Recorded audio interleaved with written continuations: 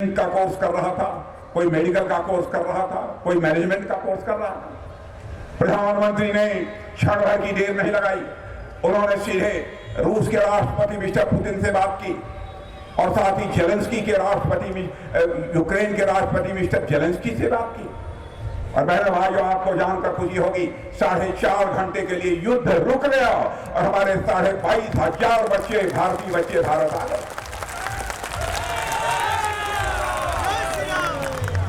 भारत की ताकत का आपको एहसास नहीं? आप लोगों में पता नहीं कुछ किसान बैठे हैं कि नहीं, मैं आपको जानकारी देना चाहता हूं। यूरिया जो खाद आप डालते हैं अपने खेतों में पैदावार बढ़ाने के लिए, दुनिया के दूसरे देशों में 3,000 रुपया प्रति बैगेज, प्रति बोरी मिलती है और भारत में वो केवल 300 रुपया में मिलती है। डिफेंस सेक्टर में भी भारत तेजी के साथ आगे बढ़ रहा है। पहले हम हर चीज दुनिया के दूसरे देशों से इंपोर्ट करते थे, मंगाते थे, आयात करते थे, छोटी छोटी चीजें। लेकिन आज आपको जानकर खुशी होगी, 2014 में जो भारत केवल 600 करोड़ का एक्सपोर्ट करता था, आज हमारा भारत 21,000 करोड़ का एक्सपोर्ट कर चुका है।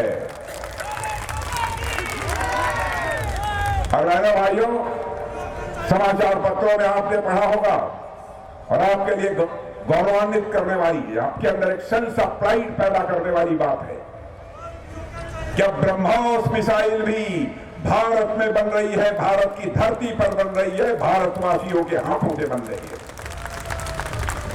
और अभी अभी फिलीपींस को हमने ब्रह्मोस मिसाइल उनको सेल किया है, एक्सपोर्ट किया है वहां। यह है भारत की ताकत। भारत अब कमजोर भारत नहीं है, भारत अब ताकतवर भारत बन गया। आपने इसके पहले कांग्रेस की भी हुकूमत देखी है, आतंकवादी वारदातें किसी न किसी स्टेट में बराबर हो जाया करती थी। 2008 की आतंकवादी वारदात जो मुंबई में हुई थी, उसकी मैं आपको याद दिलाना चाहता हूं। वहां के गृह मंत्री ने कहा, अरे ऐसी तो आतंकवादी वारदातें होती रहती, सैकड़ों लोग मारे गए थे, भारतीय मारे गए थे।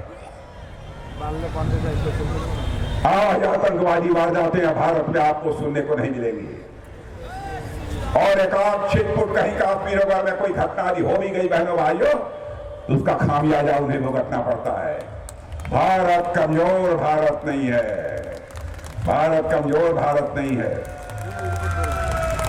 भारत को जो चाहे वो आंख दिखाकर चला जाए, अब यह भारत पे होने वाला नहीं है बहनों भाइयों, अब यह नहीं होने वाला। यदि कोई आंख दिखाएगा तो हम केवल आंख नहीं दिखाएंगे, अकलेमंद इशारा काफी है।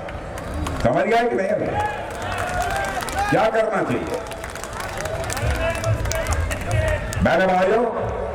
इस समय भारत के पास तो ताकत है कि दुश्मन को मुंहतोड़ जवाब भी दे सकता है। और हमारा स्वभाव है कि हम लोग किसी को छेड़ते,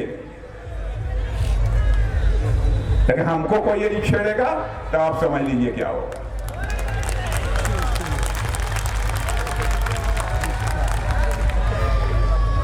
इसलिए मैं आज आप सबसे अपील करने आया हूं, बहुत लंबा चौड़ा भाषण करने के लिए नहीं आया, इसीलिए आप लोगों से कहने आया हूं, बहनों भाइयों, आपका बहुत ही डायनेमिक सांसद है, इसको जिताइए, फिर से पार्लियामेंट में आप भेजिए।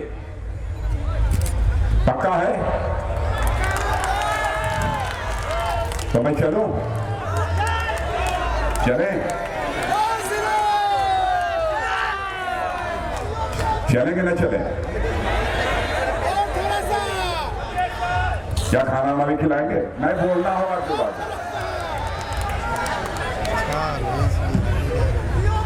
मैंने हाँ, चिंता मत करो मेरे भाइयों, पीओके हमारा था, पीओके हमारा है, पीओके हमारा रहेगा।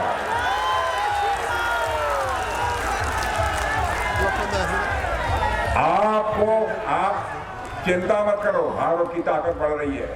भारत का डेवलपमेंट जितनी तेजी के साथ हो रहा है, भारत में भारत की प्रतिष्ठा अंतर्राष्ट्रीय जगत में जिस तरीके से बढ़ रही है, भारत की अर्थव्यवस्था जितनी तेजी से आगे बढ़ रही है, अब पीओके के हमारे भाई बहन स्वयं ही मांग करेंगे कि हम भारत के साथ रहना चाहते हैं। चिंता मत करो। तो मैं आज बस इतना ही कहने आया हूं कि आप राजू बिष्टा को भारी मतों से जिताकर भेजिए। पक्का है कि नहीं? पक्का है? जरा हाथ उठा के ताली बजा दीजिए तो मैं मालूम पक्का है। और एक बात मेरी और सुन लीजिए, अंतिम बात हमारी यह है, यदि राजू बिष्टा को आपने 5 लाख से अधिक वोटों से जिता दिया तो मैं फिर से इसी सिलीगुड़ी की धरती पर आऊंगा मेरे बहनों, फिर से। और यदि मैं दोबारा राजू बिष्टा के 5 लाख से अधिक मतों से जीतने के बाद यदि मैं आऊंगा, अपना स्वागत कराने के लिए नहीं आऊंगा, एक बार शीश झुकाकर सिलीगुड़ी की जनता के प्रति आभार व्यक्त करने के लिए आऊंगा, आप सभी का अभिनंदन करने के लिए आऊंगा। आप सभी को बहुत बहुत धन्यवाद। धन्यवाद राजनाथ सिंह जी। भारत माता की। আমি এখন অনুরোধ করব আমাদের জেলা সভাপতি মাননীয় অরুণ মণ্ডল মহাশয়কে ধন্যবাদ জ্ঞাপনের মাধ্যমে এই সভার সমাপ্তি ঘোষণা করার জন্য। অনুরোধ।